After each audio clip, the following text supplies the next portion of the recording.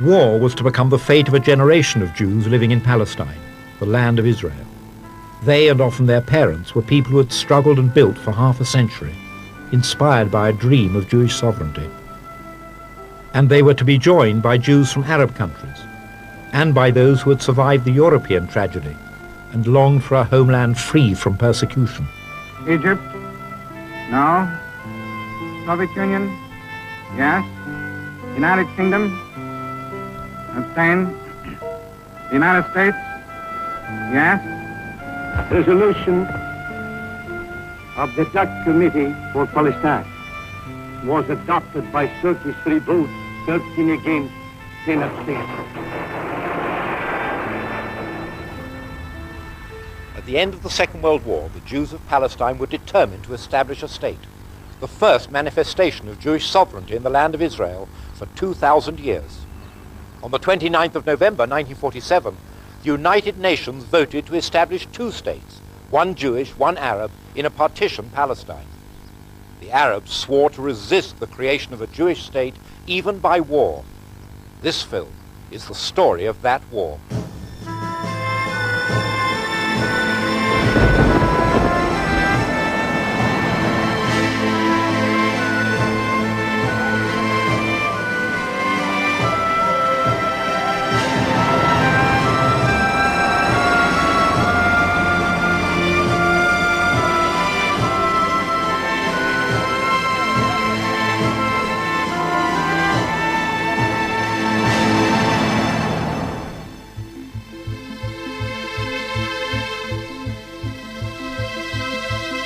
This is the land of Israel, also called Palestine since the Roman conquest 2,000 years earlier.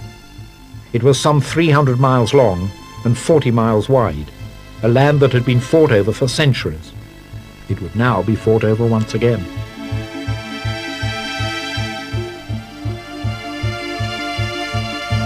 The partition plan gave the Jews of Palestine a small state within the land of Israel.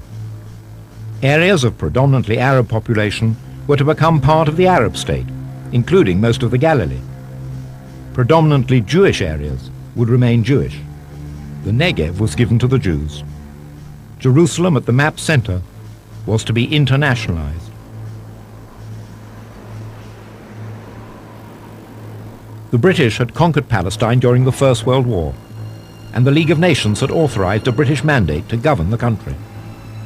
Palestine seemed somehow not a mandated territory, but part and parcel of the British Empire, an empire that found itself under siege after the Second World War, as more and more people strove to become independent. The British had ruled Palestine for 30 years. More than 30 British forts were scattered throughout the country. They controlled strategic roads and junctions. The forts were built in 1936 against the Arab revolt. In 1948, as the British prepared to withdraw, each one became the scene of a bitter struggle for control between Jews and Arabs.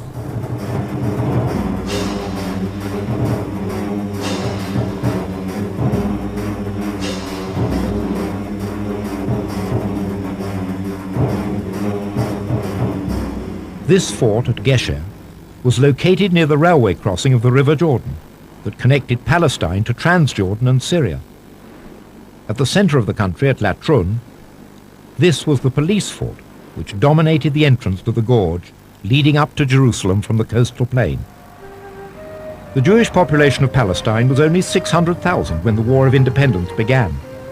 Yet from that small community, there emerged a group of leaders of rare quality. They were a generation that had hoped to be farmers and builders of the land, but were made leaders by a tumultuous series of events. David Ben-Gurion was the leader of the Jewish community and became the first Prime Minister of Israel. Yigal Allon was a military commander of excellence and daring, a native-born Israeli. His associate, Yitzhak Rabin, was also native-born. Yigal Yadin was a brilliant strategist who became Army Chief of Staff and later a world-renowned archaeologist. Moshe Dayan also made his mark in Israel's War of Independence. He was both a warrior and later a statesman. Menachem Begin was the leader of the Irgun, committed not to partition, but to Jewish sovereignty in the entire land. The Jews of Israel were divided into a number of armies or military groupings. All of them had been underground armies during the Mandate, conducting training far from the eyes of the British police. The Haganah was the strongest of the pre-state armies. It reported to the head of the Jewish agency, David Ben-Gurion. As the war started, the Haganah had 32,000 part-time soldiers registered and about 13,000 weapons, mostly rifles. The Haganah had scarcely enough ammunition for 3 days fighting.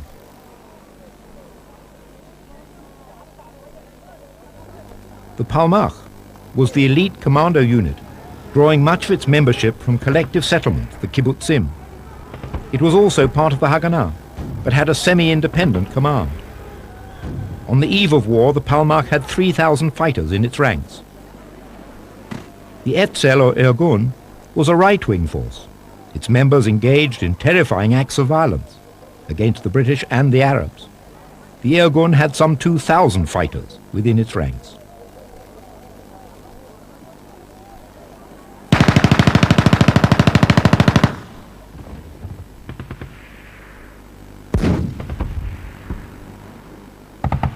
Directly after the United Nations decision to partition Palestine, the euphoric dream of Jewish statehood in the land of Israel was punctured by the harsh reality of gunfire. 3 days after Arab snipers attacked a civilian bus on the Mediterranean coast, killing 5 Jews, Arabs stormed the Jewish commercial center in Jerusalem, outside the Jaffa Gate, causing havoc and destruction and nearly burning it to the ground. No one was killed, but the Jewish population was in shock.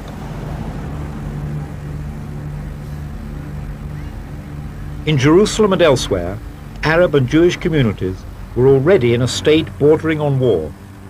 British patrols sought to secure peace and order within the country.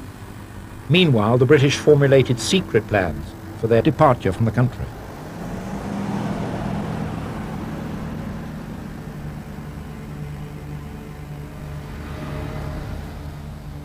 The leader of Palestine's Jews was David Ben-Gurion.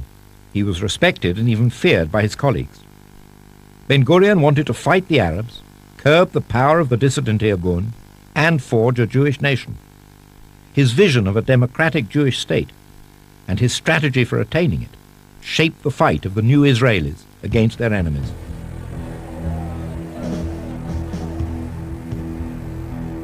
Some of Ben-Gurion's decisions, judged by conventional military standards, were unusual. He was determined to hold Jerusalem, the historic religious symbol of Jewish statehood and nationhood, and to hold it against all military advice.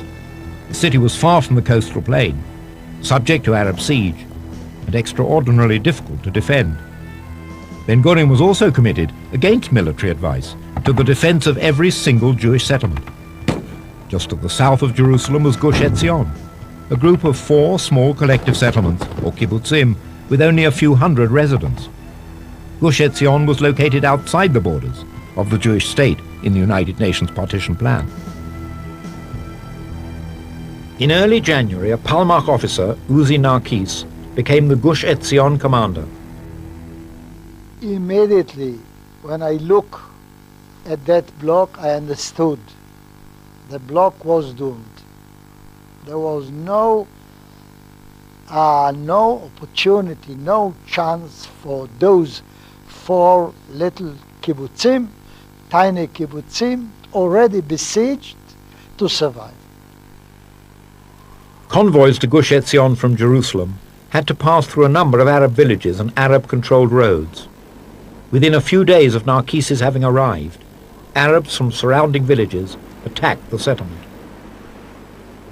On January the 14th, in the morning, I think that never in my life I saw so many Arabs in that valley here, which is called the Valley of the Blessing. And all of them, so many, thousands, were moving slowly, mainly towards Kfar Etzion. Narkis got a message by radio from a nearby kibbutz that the Arabs had stopped to eat breakfast before their assault. That pause provided the opportunity. Narkis authorized an attack.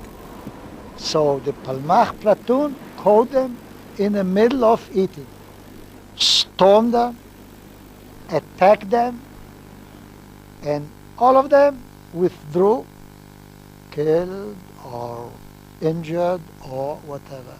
And that was really the break of the attack. The Jewish troops were left with little weaponry and almost no ammunition. Narkis requested help from the Palmach Command Center at Kibbutz Ma'aleh HaHamishah. A special mission was authorized.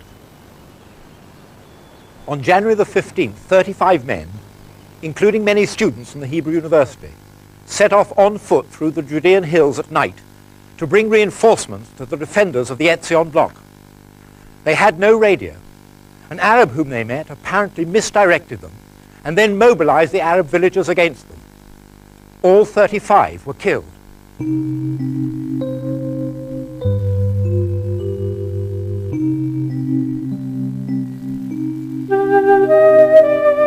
Arabs from the surrounding villages gathered to view the dead. These photographs were captured later by Israeli forces. The bodies were mutilated.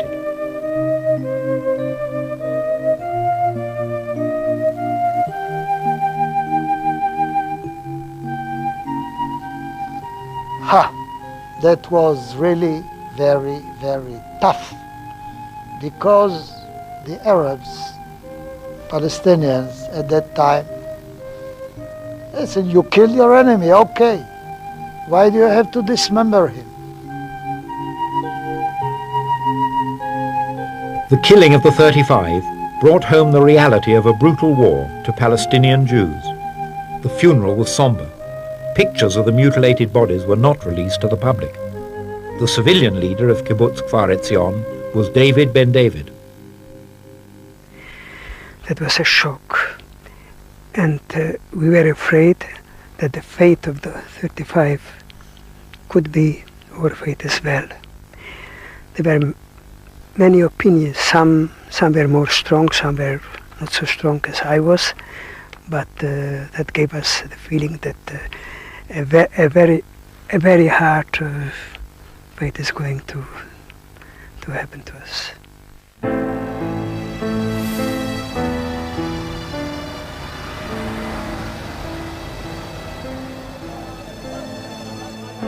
This is the youth village of Ben Shemen, located near the Arab city of Lod and outside the Jewish state according to the United Nations partition plan.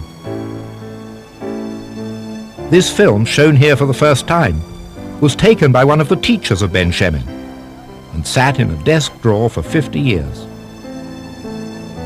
The youngsters were mainly survivors of the Holocaust. British soldiers, together with Haganah guards, accompanied the youngsters. They traveled to Kfar Vitkin, a village in Jewish-held territory on the Mediterranean coast, where they hoped they would find safety. To the north of the country, the battle was also developing. The northern cities were mixed, including both Jews and Arabs. Haifa, on the seashore, was the country's main port and still under British control. The British were using their power to stifle Jewish immigration. Though most of the Galilee was populated with Arab villages, Israeli kibbutzim were scattered throughout the area.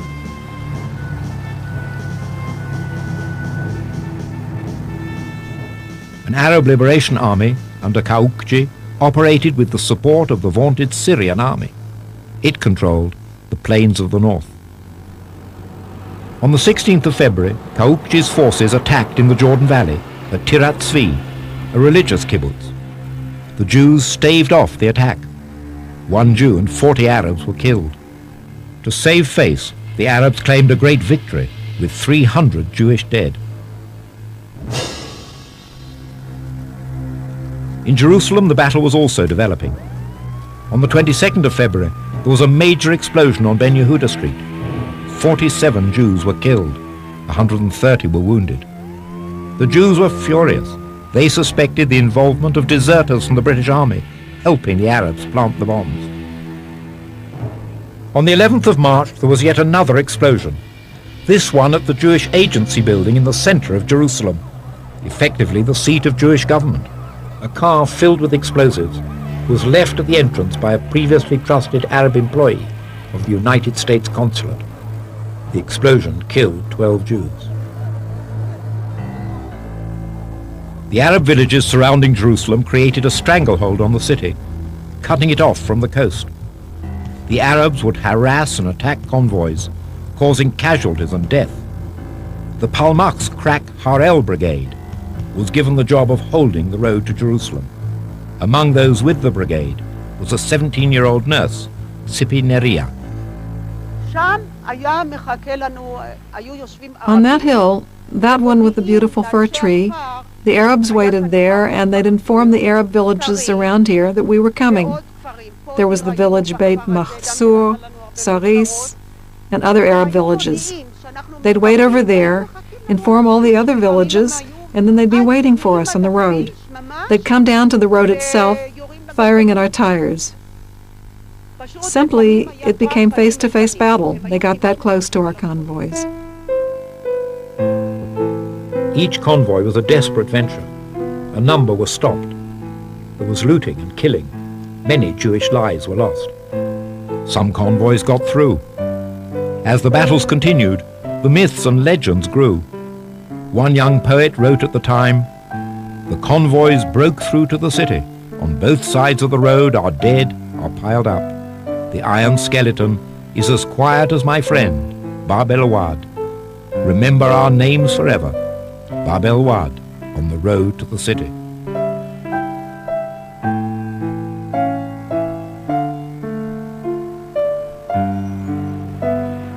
The iron skeletons still stand on the road to Jerusalem, reminders of the battle.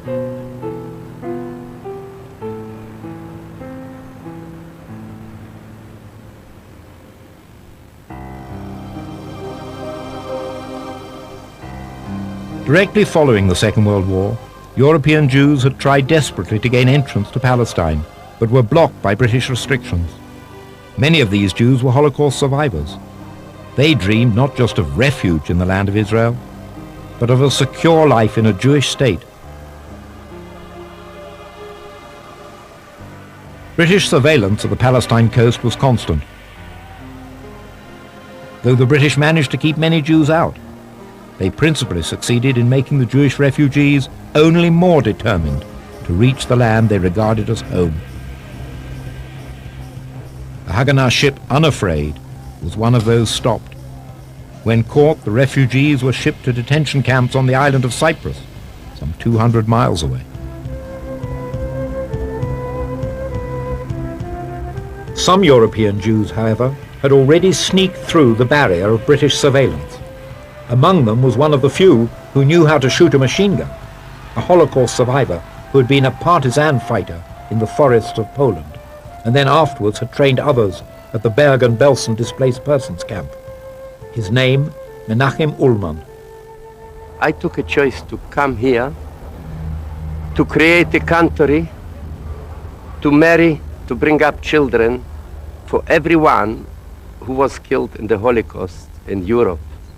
This fighting here was like to be in Warsaw in the ghetto. No chance to go out, but we have to fight. April 1948. It became known as the Cruel Month. It was both cruel and crucial, a month that would determine the direction of the war. Inside Jerusalem, there was fighting to control individual neighborhoods. There were Jewish victories, but also losses. The Arab siege on Jerusalem tightened. Jewish Jerusalemites had barely enough to eat or drink. Each drop of water was precious. It was estimated that only 2 weeks' food supply stood between Jerusalem and starvation. Shelling came from the old city and Arab villages around Jerusalem. Jewish areas were held, but there was no territorial contiguity, making effective defense difficult. The Jewish quarter of the old city, populated mostly by religious Jews, was reinforced by Haganah and Palmach fighters.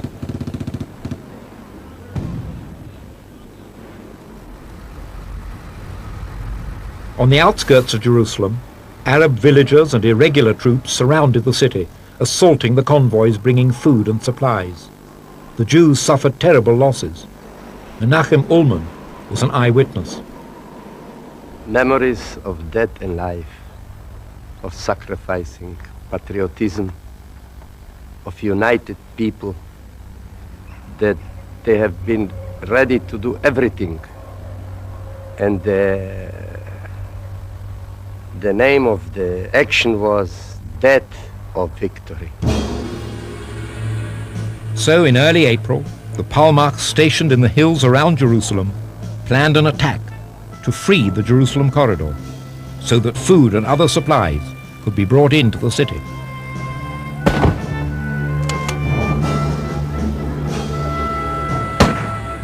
This footage shows Arab troops preparing for battle on one of the hills around Jerusalem. The cameraman was with the Arab troops as they attacked. The Arabs are practicing the capture of a Jewish settlement just outside the city. Each village around Jerusalem was crucial to the control of the city.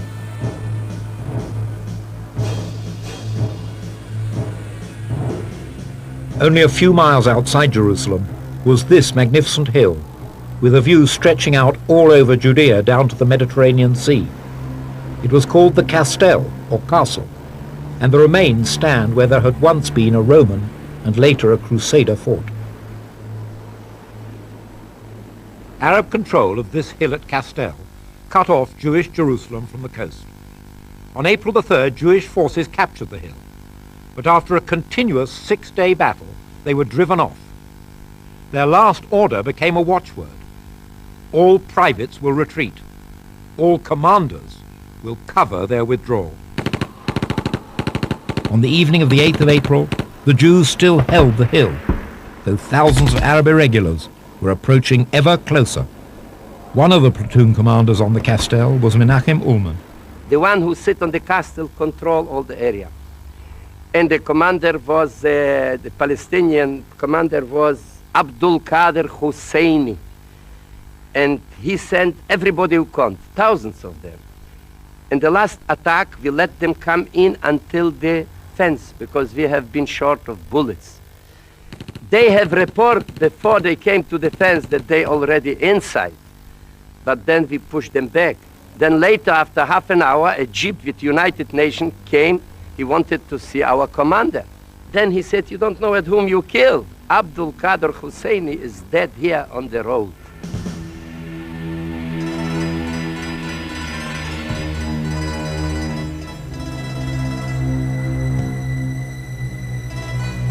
There was a massive funeral for Husseini in Jerusalem on the Temple Mount, the area called by the Arabs Haram el-Sharif, the holy sanctuary. Husseini's death sowed disillusionment in Arab ranks. Their best commander had been killed. On the same day as the funeral, the 10th of April, there was another disaster for the Arabs, one with a profound political effect. Forces of the Irgun Jewish army attacked an Arab village, Deir Yassin, and conquered it. But there were more than 200 Arab dead, many of them women and children. The regular Jewish leadership was aghast and disavowed the attack. Arabs elsewhere abandoned their homes, fleeing in the hope that they would return shortly afterwards behind the conquering Arab armies. A main Arab objective was the Jewish quarter of the old city. Jews had lived here for hundreds of years, within walking distance of the Wailing Wall. Arab shelling was continuous. On April the 13th, a kindergarten was hit and 20 children injured. As the siege continued, the hardship and distress inside the quarter intensified. So did the shelling.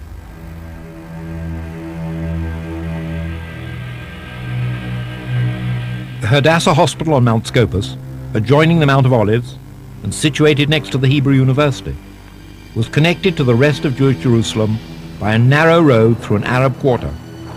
Hadassah was Jerusalem's main Jewish hospital. Supported by an American women's organization, it served both Jews and Arabs. But there was no immunity from the spreading violence.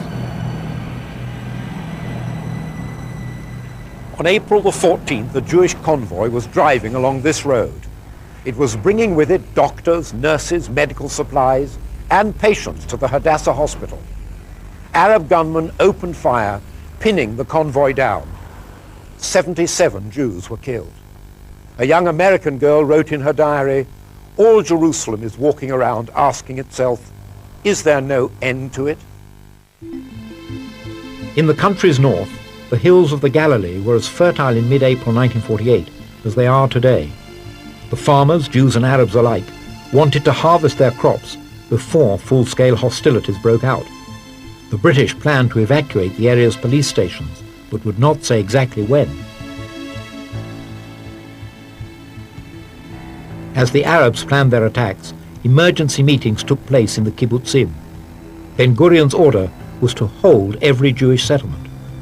By mid-April, despite fierce Arab attacks, not a single Jewish settlement had been lost. On April the 15th, the British evacuated the police forts at Safed and here at Nebi Yusha, strategic points controlling the eastern Galilee. This elite commando unit prepared a two-pronged surprise attack on Nebi Yusha. Many of these young men lost their lives. The attack was driven off. The Palmach was defeated for the first time, a failure that shocked Jewish morale. Yair Parag was one of the fighters. In one night, half of our people were killed or severely wounded.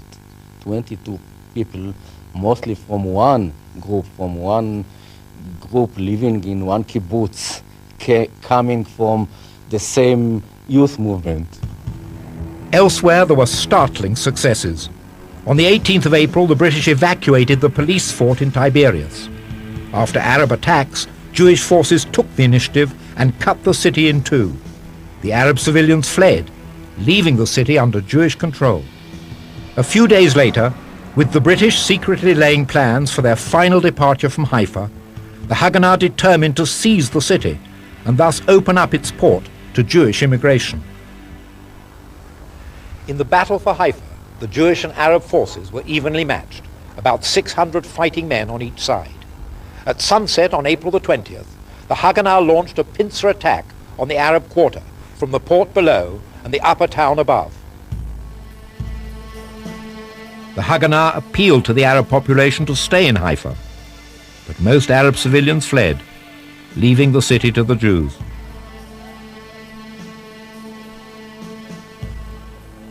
The fighting was fierce. The Jewish forces were stunningly successful. In the fighting, there were dead on both sides.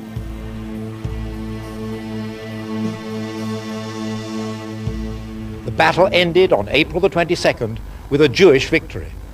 As the Arab leaders left Haifa, they told the Jews, "We do not recognize you, and we shall return when you are no longer here." On the 24th of April, the British evacuated the police fort at Semach, at the southern end of the Sea of Galilee. The Jews succeeded in taking it over. Just a few days later, a few miles to the south, the police fort near Kibbutz Gesher became the scene of battle. As the British evacuated, Jews from Kibbutz Gesher seized the police fort. Gesher means bridge, and 3 bridges cross the River Jordan at this spot, one of them dating from Roman times. The Haifa-Damascus Railroad crossed the Turkish bridge. The railway station nearby, and the bridges, were strategic points that controlled the crossing between Transjordan and Palestine. Suddenly, on the 27th of April, the Jordanian Arab Legion, a British-trained and well-armed regular army, appeared on the Jordanian side of the river. The young men and women of Gesher, few of them more than 30 years old, had limited military training. The kibbutz children had already been evacuated.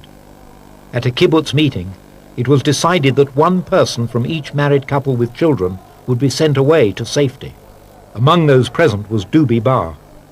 We decided that from every family, one family with children, one of the parents shall be outside, that the children shall not be orphans of the 2 parents, only of one. And we decided that mostly the mother is going out, living here, and but in some cases the mother was more important for the defense of the place than the father, and the decision was that he who is more important for the defense of this place shall remain here. Facing determined Jewish resistance, the Arab Legion halted and turned. The Arab Legion forces from Gesher were transferred to the Jerusalem front. Skirmishes throughout the city were already determining the outlines of Jerusalem's neighborhoods. The Jews, desperately short of food and ammunition, decided nonetheless to go on to the attack, to link up the Jewish neighborhoods.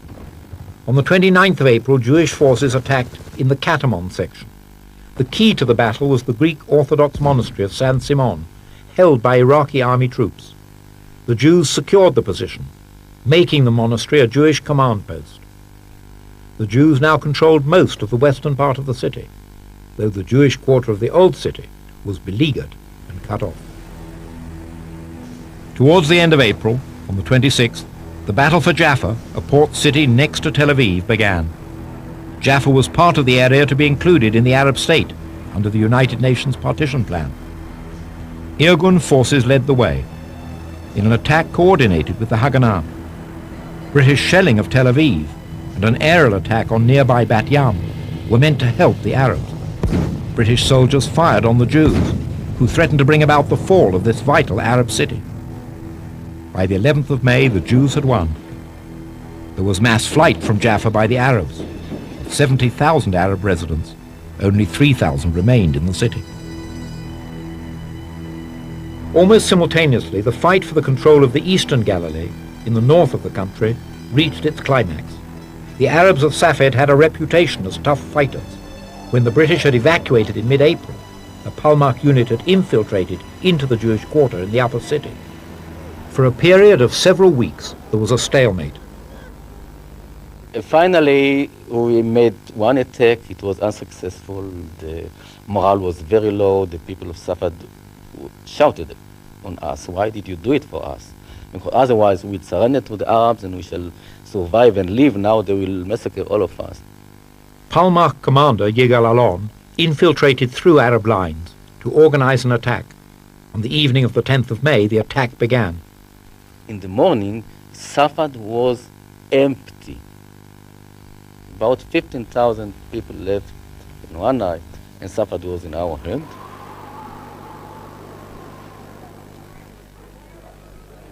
In Tel Aviv, the Jewish leadership was ever more determined to declare a state. They feared an invasion from regular Arab armies. One possibility for stopping the onslaught was to persuade the king of Transjordan, Abdullah, to remove himself from the coalition of Arab armies. Ben-Gurion designated Golda Meir as a secret emissary. She proceeded secretly at night with a small team through Arab-controlled territory. Last-minute efforts were made to avert war. On May the 10th, Golda Meir came here to the River Jordan and, disguised as an Arab woman, crossed the bridge to meet King Abdullah at his summer palace at Shuner. The king said there would be no war if the Jews agreed not to declare a state and if they halted all future Jewish immigration. This was unacceptable. Tens of thousands of survivors of the Holocaust were waiting to enter Palestine. If His Majesty wants war, Golda Meir told the king, there will be war. And she added, perhaps we will meet again soon, after the establishment of the state. With the state about to be declared, the Arabs renewed their attacks on the small Jewish kibbutz Kfar Etzion to the south of Jerusalem. The wounded were removed to a neighboring kibbutz. Arab irregulars then entered Kfar Etzion and massacred all who were there. Shortly afterwards, the Transjordanian Arab Legion expelled the irregulars and captured the neighboring Jewish settlements. And the moment when the Jewish state was created, established, the last of us left the Gush Etzion, the Etzion block, and became prisoners of war.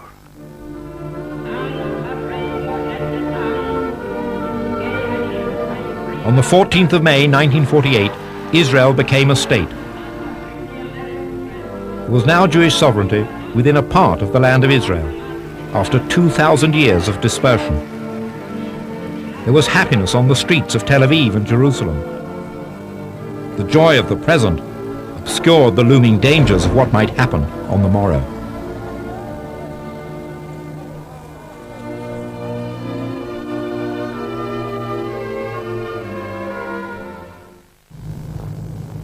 On May the 15th, Egyptian Spitfires attacked Tel Aviv.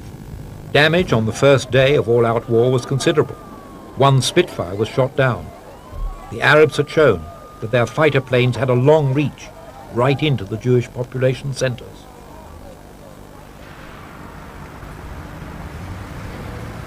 Military opinion was fairly unanimous that the state could not survive. Field Marshal Montgomery, who had commanded the victorious Allied armies in North Africa and Northern Europe, gave us his opinion.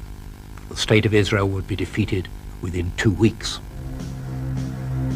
The Arabs threatened Israel on every front.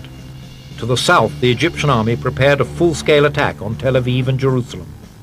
In the center, the Jordanian Arab Legion was already in Jerusalem and now reinforced its troops. They were joined by the Iraqi army. To the north, both the Syrian and Lebanese armies prepared for invasion. On May the 15th, the Syrians were poised to attack here at the southern end of the Sea of Galilee. They advanced during the night. The 2 nearest Jewish settlements were evacuated.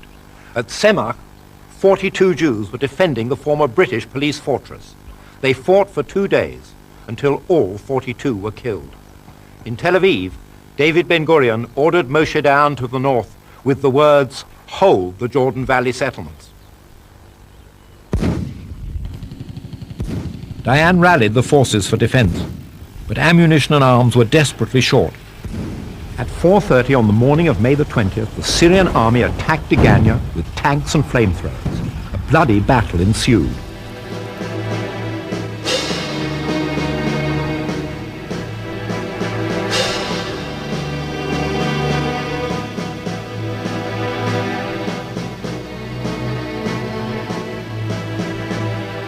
The Syrians were on the verge of victory when, at about noon, 2 Israeli artillery pieces, which had only recently landed at Tel Aviv port, arrived and opened fire. The effect was immediate, both physically and psychologically. The Syrians withdrew. Degania had been saved. A thrill of relief swept through the new state. Regular Arab armies could be defeated. Israel could survive. The artillery pieces were of French make, called Napoleonchiks. The Haganah's northern command had only 2 of them. They proved invaluable.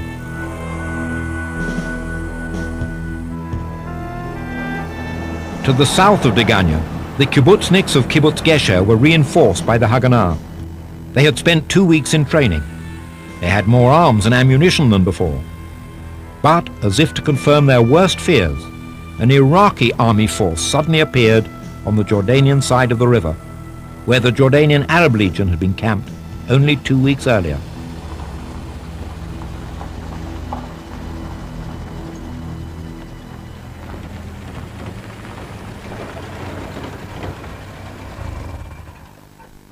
On May the 16th, the Iraqis blew in the gate, and an Iraqi armored vehicle entered into the center of the fortress. It was quickly destroyed by the Israelis. For 7 days, the fort at Gesher was besieged. Kibbutzniks and Israeli soldiers maintaining themselves against enormous odds. Then on the 7th day, the 2 Israeli artillery pieces, which had successfully defended Degania to the north, were rushed south, opened fire, and the Iraqis fled. To the south of the country in the Negev desert, the Israelis had several settlements. Holding the water line to these settlements was crucial. The Egyptians expected light opposition from the Israeli forces. The Egyptian army decided on a massive 2-pronged attack that would cut the country in 2. One force would cut through the Judean mountains to seize Jerusalem from the south, thus depriving King Abdullah of Jordan of exclusive control of the city. The main Egyptian force would push up along the coast towards Tel Aviv.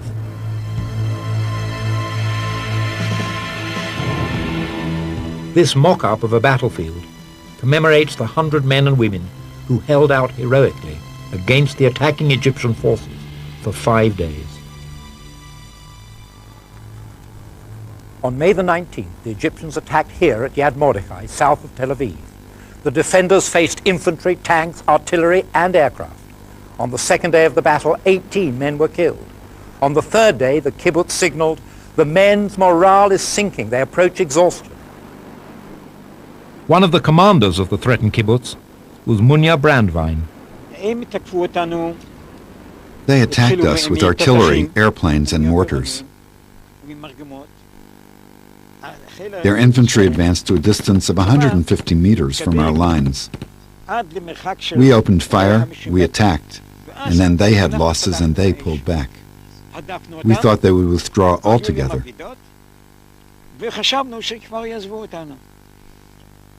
In those first 2 days of battle, we had 18 men killed. Reinforcements arrived, but after 5 days of intense fighting, the kibbutz had to be abandoned. Those 5 days provided an essential breathing space, whereby arms and reinforcements could be sent north for the defense of Tel Aviv.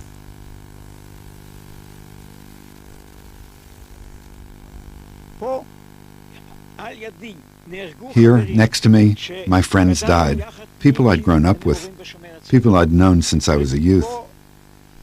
Here, my friend's baby and my baby lived in the very same room. It was a spiritual problem. How could we personally stand up to what was happening and still endure?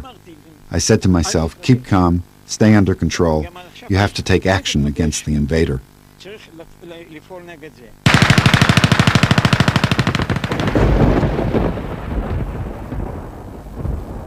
The Egyptians believed that conquering Yad Mordechai constituted a great victory. Their army prepared a propaganda film to boast of the achievement. It was mostly simulated.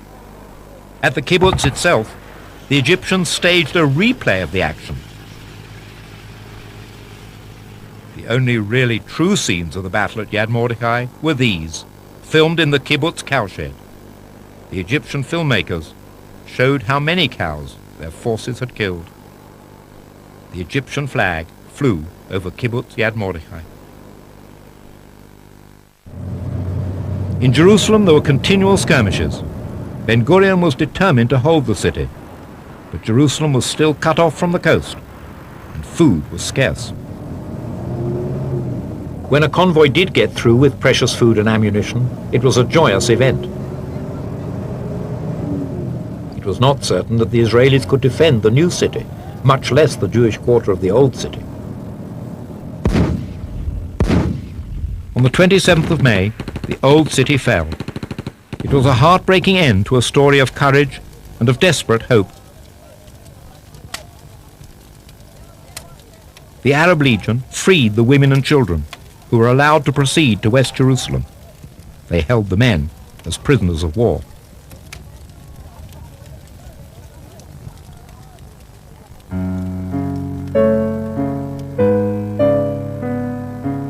One of the Jewish fighters was Esther Kalingold, a religious girl originally from Britain. She was hit by a Jordanian shell on the last day of battle. When the Jewish quarter surrendered, Jordanian soldiers brought her, wounded but still alive, to the nearby Armenian monastery. Though on her deathbed, she refused the offer of a cigarette. It was the Sabbath, and smoking was forbidden.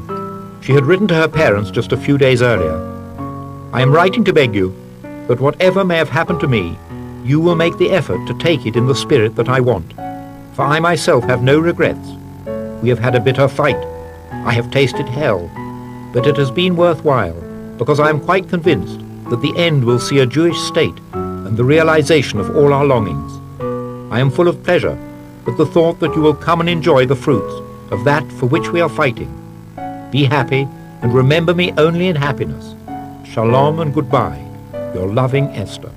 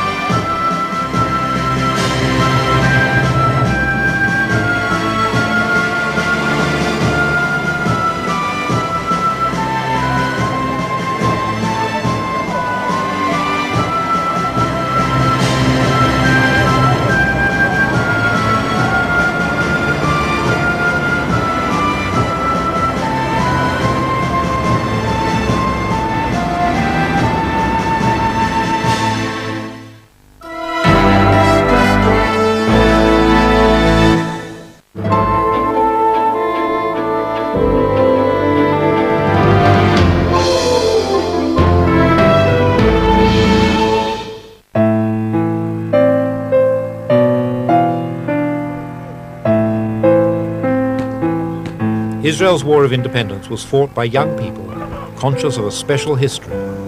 They fought for political independence, but also they felt for the very life and future of the Jewish people. The first months of war saw them stand their ground against an enemy determined to destroy them.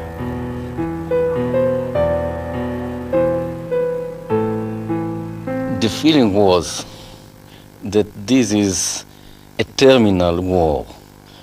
We fight not for a certain victory, not a victory in a certain battle, but the battle is for our physical survival of each one of us as a nation, of us as a group, and of our country, and of all our history.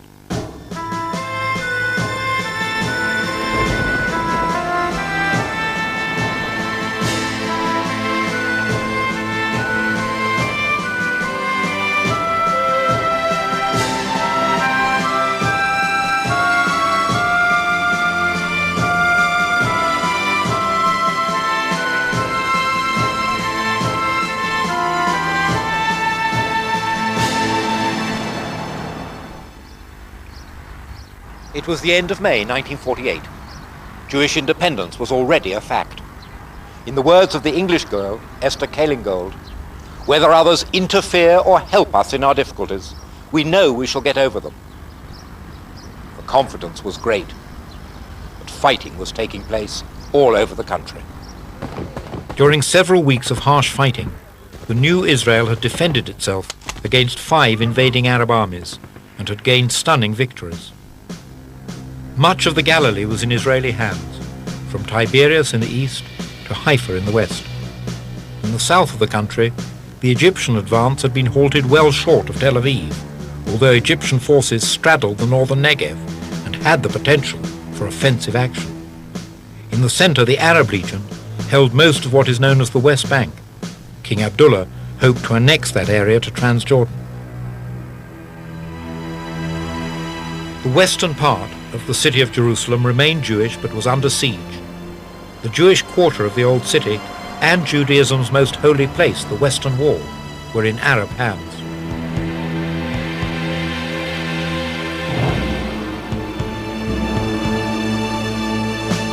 The last big obstacle to holding the western part of Jerusalem was this police fort at Latrun. It controlled the entrance to the gorge up to the city. Unless the road to Jerusalem were opened up once and for all, Jewish Jerusalem would be vulnerable. Ben-Gurion decided to apply all available resources and pay whatever the price to capture Latrun. Menachem Ullman was a platoon commander in the battle. We loved Ben-Gurion, but sometimes he took on himself things that he was not very professional. And he gave the order to take the people from the ship, the one who went from the concentration camp after the Holocaust, and to attack Latrun from the side of Tel Aviv. The people have not seen Tel Aviv, and a lot of them, they died here, right straight here.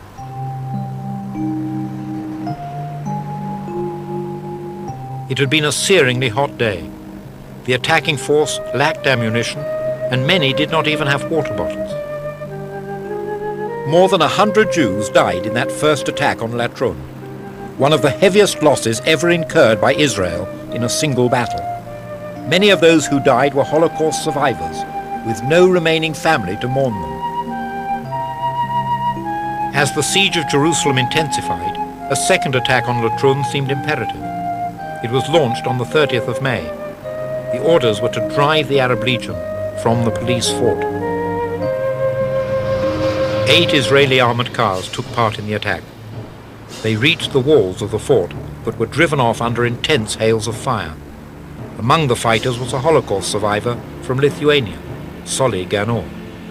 The problem was to actually open the huge gate. It was a very heavy gate. And once we sort of broached it, the infantry was supposed to move in. And when we really came up quite close, and we were a few meters away, and there was nobody behind us, they started shooting at us from all directions, from the windows of the fortress. The Arab Legion held the fort, and the Israelis were forced to withdraw. The road to Jerusalem remained blocked. With the Israeli army approaching exhaustion, a different route to Jerusalem had to be found. That route was found almost by chance.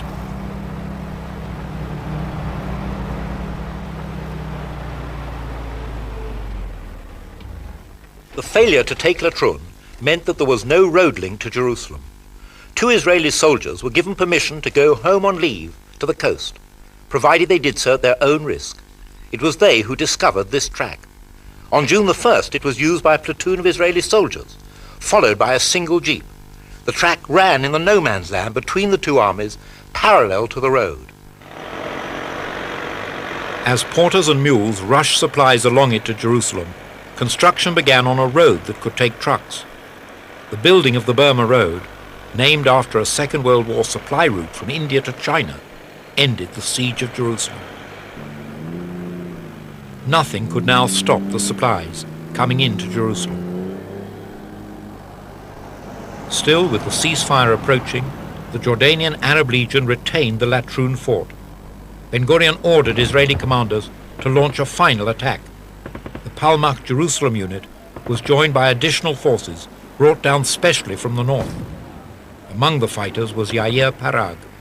There was no time to cooperate enough and to organize logistically between the 2 different groups. The one come from Jerusalem, one come all the way from Galilee. The result was a mistake that the local people occupied the wrong hill. Although they were familiar with the area, but they made a mistake. The attack failed. During the retreat, his commander told the lightly armed Yair Parag and 2 other soldiers to block the road against a possible Arab counterattack.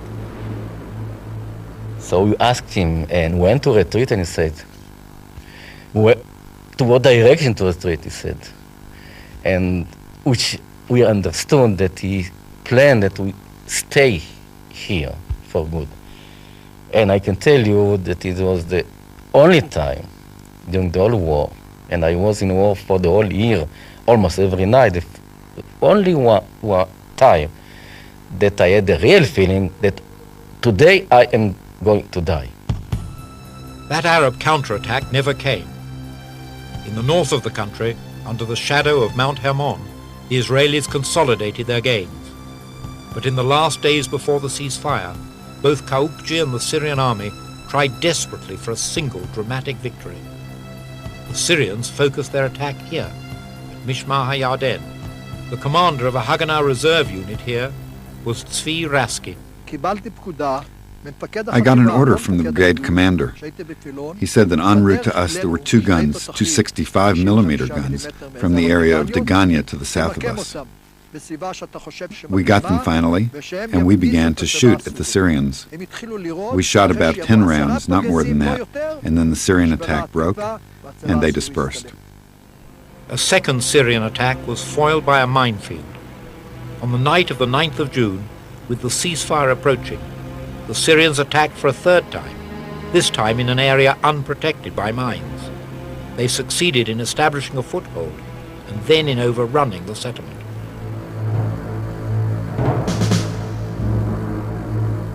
A ceasefire was agreed on the 10th of June. Both sides were exhausted. Here at Latrun, the ceasefire was supervised by United Nations officers.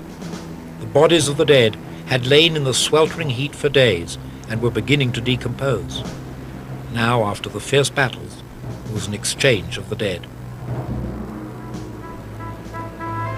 In almost 4 weeks of continual combat against regular armies, Israel had lost 1,100 soldiers and civilians, a serious loss for a young country.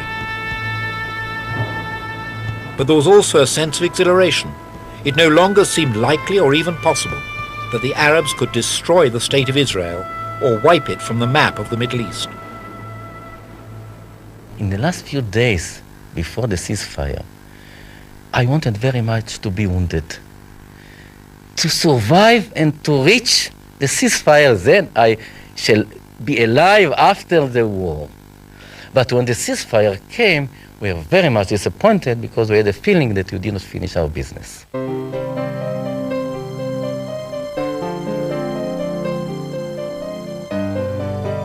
That first ceasefire came to us as dew from heaven, one Israeli commander proclaimed. Soldiers went home to see their families. their friends, their loved ones, for the first time in months.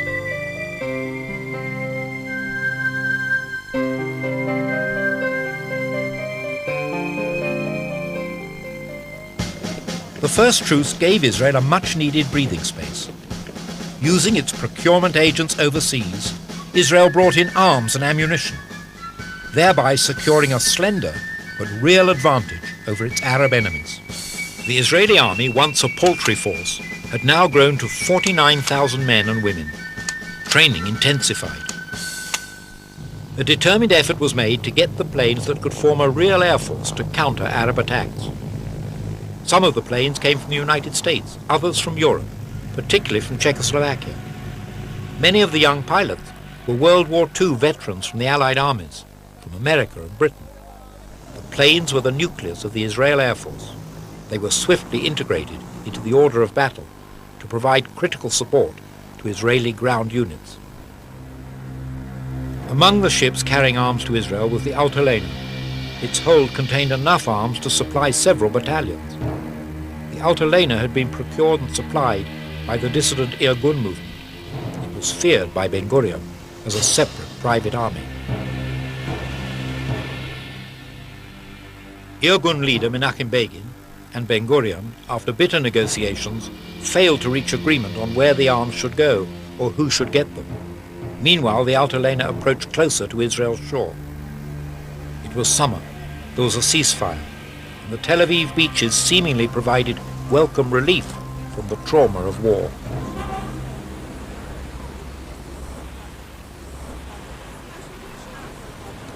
The Altalena arrived from Europe off the seashore here at Tel Aviv.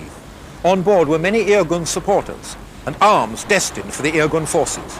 Ben-Gurion was determined that there should be no independent private armies in the new state, and insisted that the Irgun give up both the ship and its arms. When the Irgun refused, he gave the orders to open fire.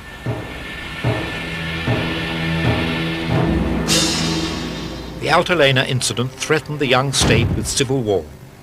One of the army's best young commanders, Yitzhak Rabin, carried out the Prime Minister's command. Jews killed Jews, and valuable arms were lost overboard in the Mediterranean Sea. At the end of the day, Ben-Gurion won, uniting the army into a single undisputed command, though he had risked splitting the nation. Irgun leaders, including Begin, went to the funerals of their colleagues. The truce lasted until the 9th of July. What followed was a 10-day cyclone of Israeli activity that advanced Israel's positions in many places throughout the country. 4 areas were central to the new round of fighting. In the north, at Shfaram and Nazareth, the Israelis gained control of the remaining Arab villages and cities that could still form pockets of resistance. At the center of the country, just below the Galilee, intelligence and tactical failures cost the Israelis a clear victory. Iraqi army forces continued to hold this bulge near the Arab city of Jenin. And then there were 2 other places, Lod and Ramleh. Lod and Ramleh were Arab cities that had the potential to block free movement of Israeli forces to the Negev and to Jerusalem from Tel Aviv, and threatened the safety of Jewish areas along the Mediterranean. Under the overall command of Yigal Allon and the tactical leadership of Moshe Dayan, the Israelis moved to capture this area of large Arab population.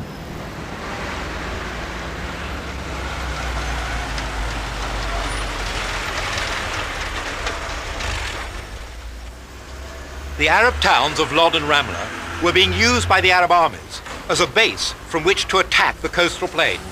An Israeli operation was launched against them on July the 9th. On the following day, the Israeli Commando Battalion, led by Moshe Dayan, broke into Lod. The raid here only lasted for 47 minutes, but caused confusion among the Arab forces. 2 days later, Ramleh was occupied. Thousands of Arabs fled, encouraged to do so by the Israeli officers at Ben-Gurion's express command. The center of the country was now Israel's. Israel captured the country's sole international airport, built by the British, near Lod, and immediately began converting it into an operational airbase. Scarcely 20 miles to the south, the Egyptians had set up their headquarters in the Arab town of Mijdal, part of Ashkelon today. This Egyptian film, captured several months later by Israel, shows Mijdal under Egyptian control. The Egyptians were convinced that their forces could not only hold the northern Negev, but expand those areas under Egyptian rule. Among the positions held by the Egyptians were the former British police stations at Iraq El Manshia and here at Iraq Sweden. The Iraq Sweden fort anchored Egyptian positions in the northern Negev, areas controlled by Egypt that came to be known as the Fallujah pocket. On the 12th of July, Egyptian forces from Iraq Sweden attacked Kibbutz Negba, only 2 miles away. A fierce fight ensued. A few hundred kibbutzniks staved off the attack of the regular Egyptian army, breaking their offensive. By the end of 10 days' fighting, the map had been transformed again. There was a new ceasefire. Though the Israelis seemed more secure, most of the Negev still lay in Egyptian hands.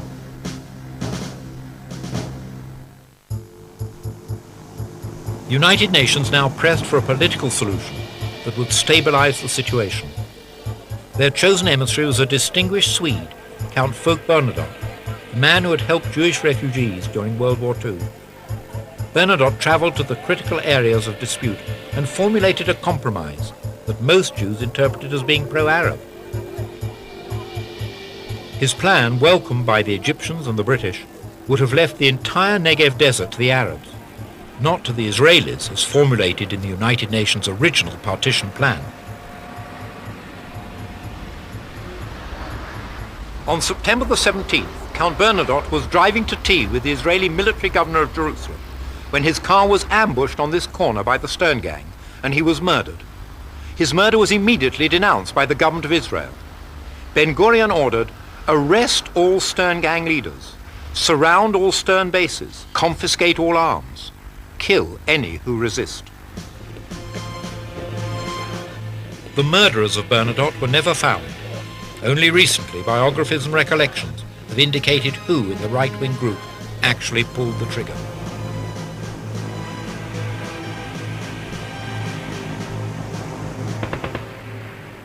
The war resumed on the 15th of October. The Israelis were desperate to free the Negev. They formulated a plan of attack against the Egyptian forces. The Egyptians were particularly adept at fighting from fixed positions. The fort at Iraq Sweden saw 7 battles between Israeli and Egyptian forces. Many Israeli lives were lost in head-on attacks. Finally, the Israelis bypassed many Egyptian positions and on the 21st of October opened an attack on the capital of the Negev, the biblical city of Beersheba. To take Beersheba was relatively easy, and I do not know why. I think that maybe because the Egyptians lost the spirit to fight. They did not imagine that we will dare to capture the capital of the Negev.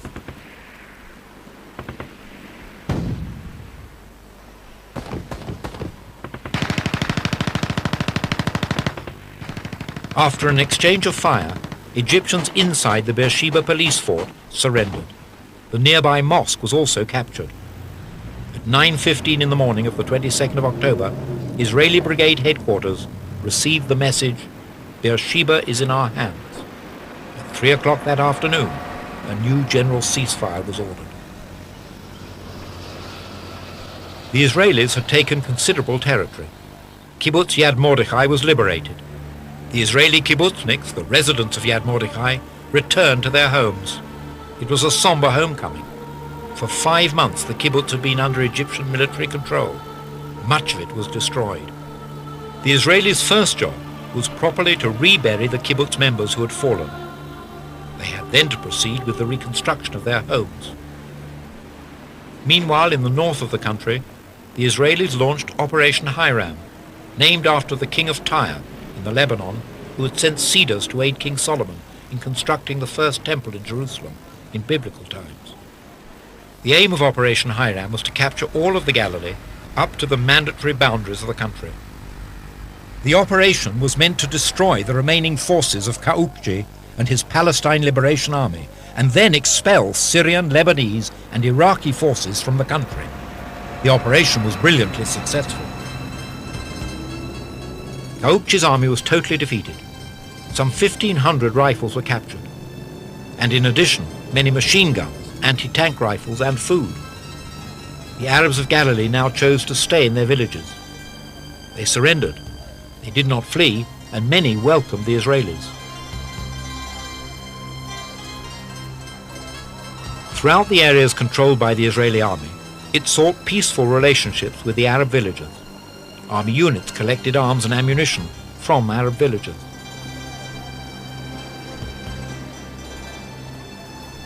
It was the beginning of a new era. Arabs who remained made their peace with the Jews and became citizens of the new state. But in the immediate aftermath of the war, Arab villages were placed under Israeli military control.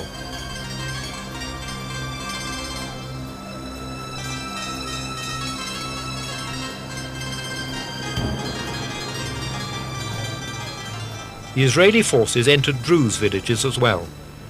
The Druze had their own religion, an offshoot of Islam. Many Druze had already chosen to ally themselves with the Jews, not the Arabs, and had actually served in the Israeli army during the fighting. Now all Druze villages joined in the close alliance between the Jews and Druze. The entire Druze population became citizens of the State of Israel.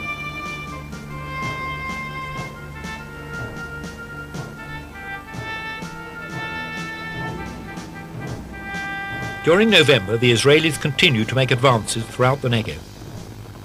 The Givati Brigade formed a cavalry unit that roamed the Negev, seizing terrain that motorized units found impenetrable. An effective ceasefire had been achieved on the Jordanian front.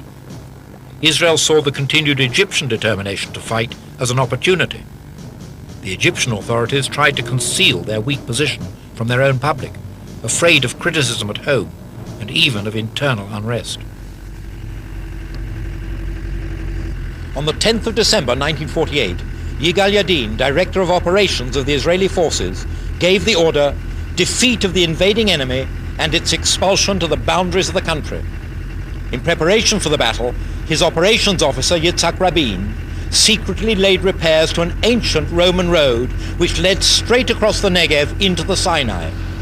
Battle began on the night of December 22nd, 23rd. Commanded by Yigal Allon, the Israeli forces freed the whole of the western Negev. The aim of the operation was not only to capture territory, but to compel the Egyptians to open negotiations for an armistice. The Israelis thrust forward in well-coordinated actions. Though there were some Israeli setbacks, the advance westward was rapid. Many Egyptian soldiers were taken prisoner. The Egyptian army was still a fighting force, but the large number of prisoners cast doubt on its future effectiveness. We participated very actively and efficiently in an operation called the Horev campaign. Horev is one of the names of Mount Sinai. So the target, the objective of that operation, campaign, was to drive away the Egyptian army from the recognized frontiers of Palestine, namely Oj al-Hafir, today Nitzana. It was here at Nitzana, on the 27th of December 1948, that the crucial battle took place for control of the western Negev.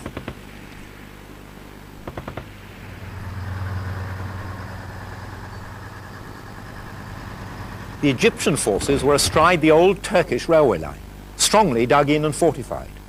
After a fierce battle, they were defeated, and many high-ranking Egyptian officers were taken prisoner. Hitherto, the Egyptian army had been fighting on Israeli soil. Now it had to look to the defense of Egypt itself. The Sinai sun had set on many wars. The end of this one was now at hand.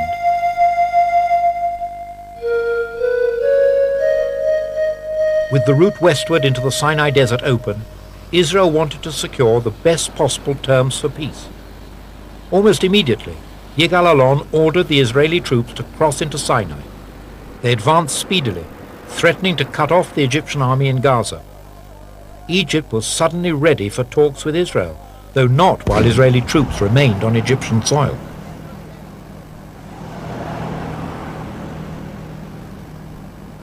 The British, in support of Egypt, sent 5 planes to scout Israeli positions in Sinai.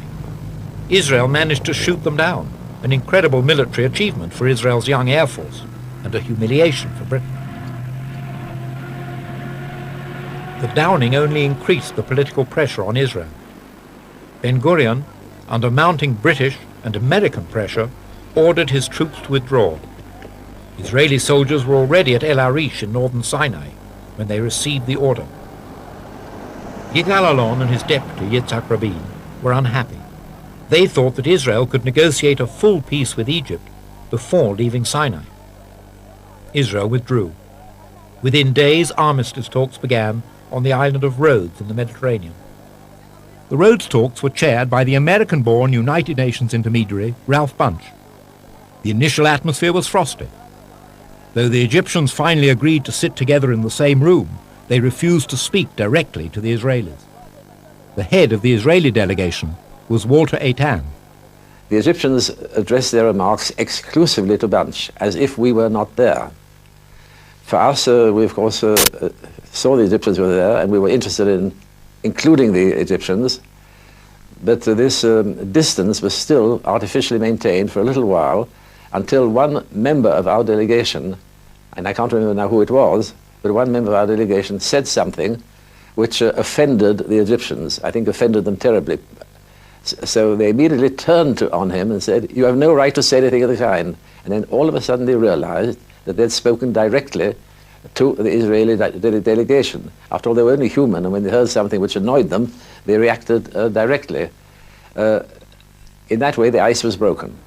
As a result of the armistice, signed on the 24th of February, Egyptian troops withdrew from the Fallujah pocket, fully vacating Israeli territory. The Egyptian general Said Taha, nicknamed the Sudanese Tiger, had fought well and was respected by the Israelis. Israel gained the entire northern Negev without further fighting. As part of the armistice agreement, Egypt retained control of the crowded Gaza Strip, where many Palestinian refugees had also gathered.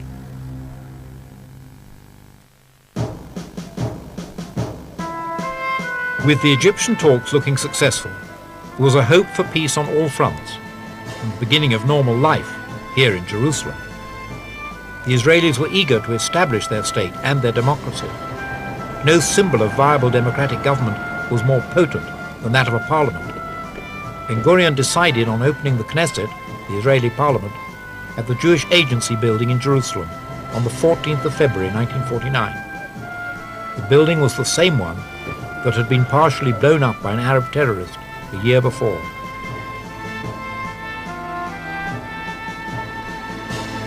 The Egyptian negotiations had left the disposition of the Negev open. Talks with the Lebanese and Transjordanian governments began on the 1st of March. The Jordanians had thought of claiming the Negev for themselves. The Israelis wanted it for Israel, as proposed in the United Nations partition plan. The last Israeli operation of the war was launched on the 5th of March 1949. Advancing southward through the Negev desert, 2 Israeli units competed to be the first to reach the head of the Gulf of Aqaba and the former British police post at Eilat, a distance of 150 miles. These actual films of the operation were taken by Israeli army photographers. The Israeli forces followed 2 separate routes through the Negev. Both brigades were under orders to avoid combat with enemy forces. Scouts from the air and on the ground established the location of Arab outposts. The Israelis advanced steadily through the dramatic desert landscape. The Negev Brigade reached the police station at Eilat at 3 o'clock in the afternoon of March the 10th. There had been no resistance. They also had no Israeli flag with them. They improvised in what Israeli law became known as the ink flag, a flag drawn only in ink. A message went back to headquarters: the Palmach Negev Brigade and the Golani Brigade present the Gulf of Eilat to the State of Israel. Meanwhile, the Jordanian negotiations continued. Borders were marked out in the Jerusalem area. Some thought the talks would fail. King Abdullah kept a delegation talking in Rhodes, but decided to conduct the substantive negotiations himself in Transjordan. We received a message from the King of Jordan, King Abdullah, the grandfather of the present king, that he wanted to negotiate the basic terms of the armistice in person. In other words, he did not rely on his delegation in Rhodes to negotiate the details of the agreement, and we decided everything directly with him, and the decisions were then communicated to the delegations in Rhodes. Talks resulted in significant border corrections. Israel got Wadi Ara in the north, including a series of Arab villages where Iraqi troops had occupied the hills. Wadi Ara provided Israel more direct access between the coastal plain and the eastern Galilee. Ben-Gurion had wanted it desperately. In exchange, the Israelis gave up a small strip of land near Hebron. Another Israeli aim was to control the railroad that ran from the coast up to Jerusalem. Near Jerusalem, it went through the Arab village of Bet Safafa. King Abdullah agreed to give Israel the railroad and divide the village, expecting Israeli acquiescence in his own plans to annex the entire west bank of the Jordan. After the war, the situation of the Arabs was nowhere more bizarre than in this village of Beit Safafa, just south of Jerusalem. Under the armistice agreement, this railway and that part of the village to my right went to Israel, the village part to my left to Jordan. European railway carriages have a sign, "Do not lean out of the window." Israelis used to joke that carriages on this line had a sign, "Do not lean out of the state." Meanwhile, the doors of the state had been opened. The new state declared the right of return. Any Jew wishing to do so could come to the country and make it his. Jews poured into Israel. From the very first days of the new state, immigrants arrived here in Haifa port in their hundreds, their thousands, and their tens of thousands. They came from Europe, including survivors of the Holocaust, from North Africa, from the Americas, from Iran, Iraq, even from India. Just as the resources of the port were strained to its utmost in order to bring them in, so the state had to use incredible exertions to absorb them.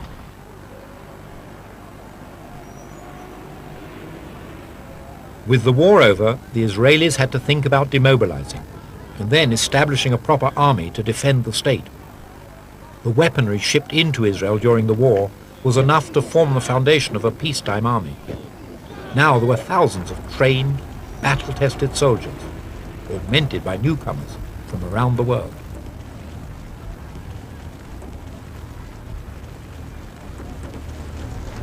The Israel Defense Forces had proved themselves in battle, but the Chief of Staff, Yigal Yadin, realized that a permanent army would be needed to defend the new state. Israel was too poor a nation to afford a large standing army. Yadin went to Switzerland, where he was impressed by the citizens' army there. Israel's citizens' army was based upon compulsory military service and an ever-growing pool of reserves.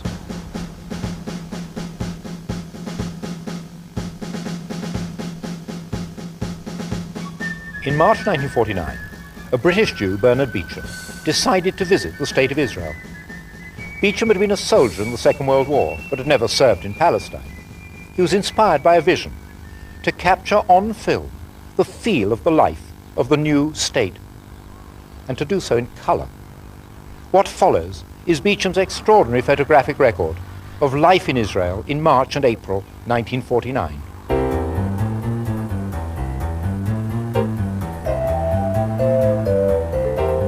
This was Lod Airport.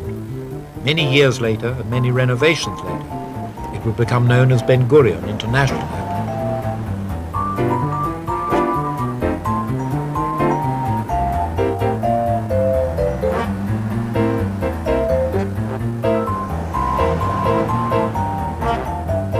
Tel Aviv was a small Mediterranean city.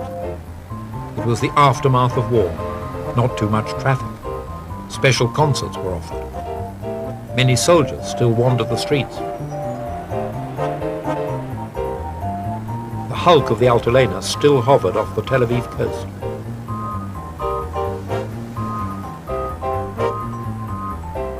This is Bernard Beecham, the jaunty photographer of Israel in its very first days, the ex-British soldier.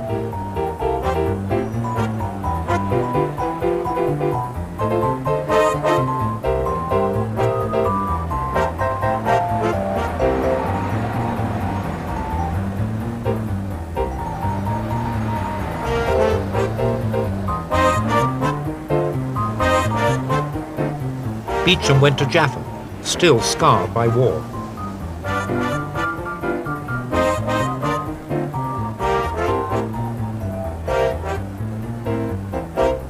Here, the central bus station of Herzliya, north of Tel Aviv.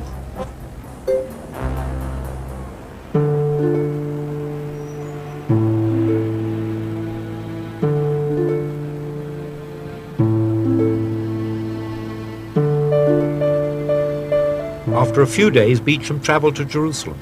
The contrast with Tel Aviv could not have been greater. Jerusalem, high in the hills, is colder than Tel Aviv.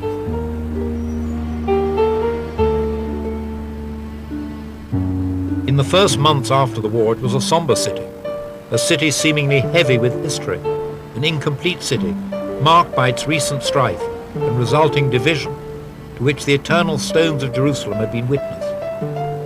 It was a city that was destined to remain the capital of Israel. But in March 1949, it was a city permeated by the aftermath of battle.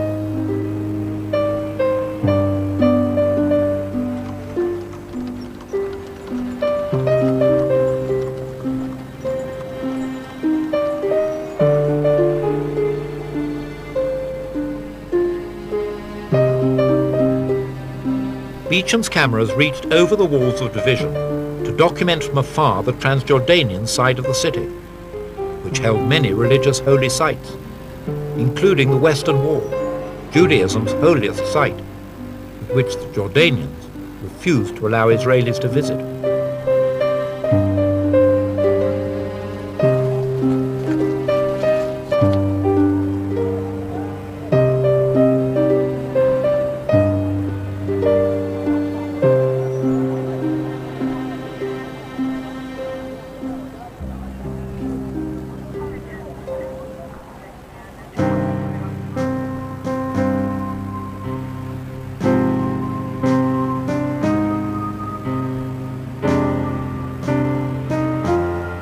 Beecham then went south. At the fortress called Iraq-Sweden, he saw the remains of war. He visited the nearby kibbutz called Negba, that had so valiantly resisted Egyptian advances.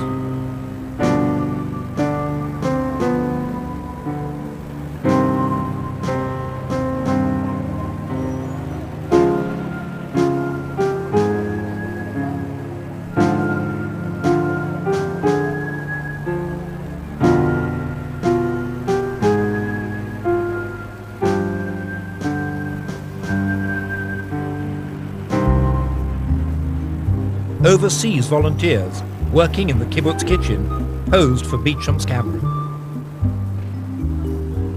From kibbutz Negba, Beecham travelled further south to Beersheba, capital of the Negev desert.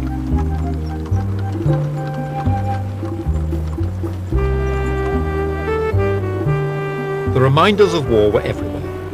Bedouin soldiers now served in the Israeli army.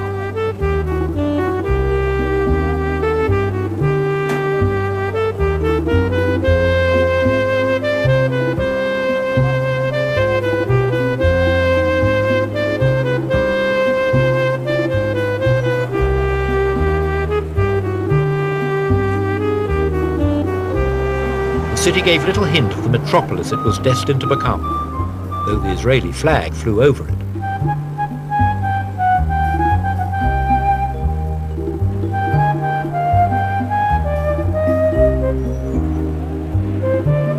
The Bedouins who wandered the Negev desert still came to Beersheba to drink coffee in the town's cafes and to sell their goods. They would become Israeli citizens.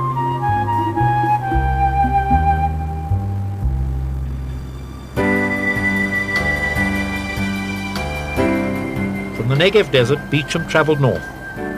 One of his stops was at a Jordan Valley kibbutz called Ashdod Yaakov. The kibbutz was a thriving enterprise.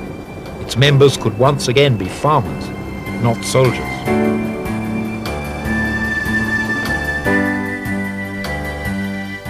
Beecham approached the city of Tiberias from the southern end of the Kinneret, the Sea of Galilee.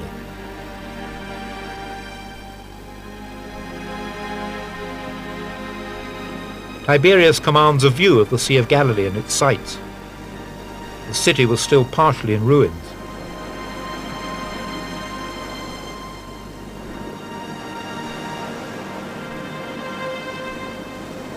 There were warning signs, danger, mines. There were reminders of war everywhere.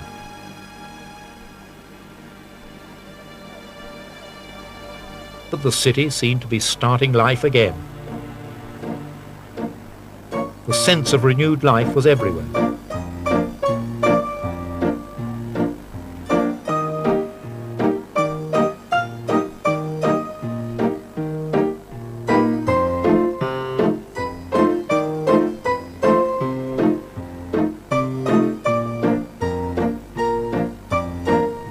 The city and its nearby sites are precious to Christians. This is where Jesus spent his last years.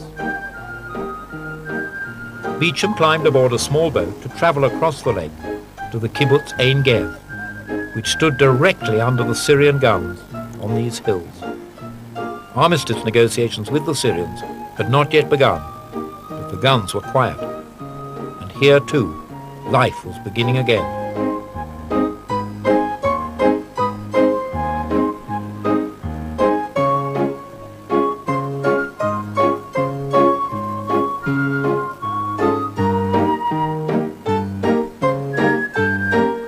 Back in Tiberias, Israeli soldiers were out for some well-deserved R&R, rest and recreation.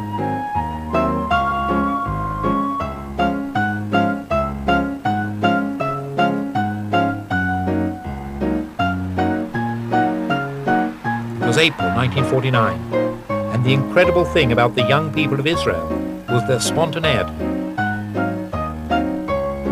These were among the very first weeks and months of a new life for the people of Israel. Then, as if from nowhere, above the Sea of Galilee, there emerged a rainbow.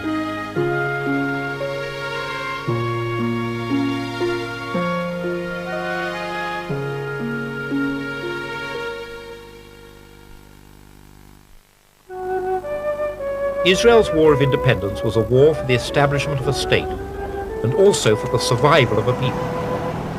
The fortunes of war determined the ceasefire lines. Armistice negotiations established borders that lasted for 19 years, until Israel was threatened once again.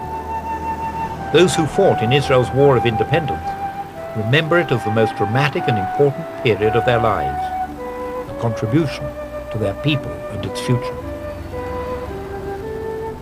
The State of Israel was now established. 6,000 Jews had been killed in the War of Independence, 1% of the population. The State of Israel offered a ray of hope that at the end of great suffering there could be rebirth and a new life. A people had returned to the land from which they had sprung.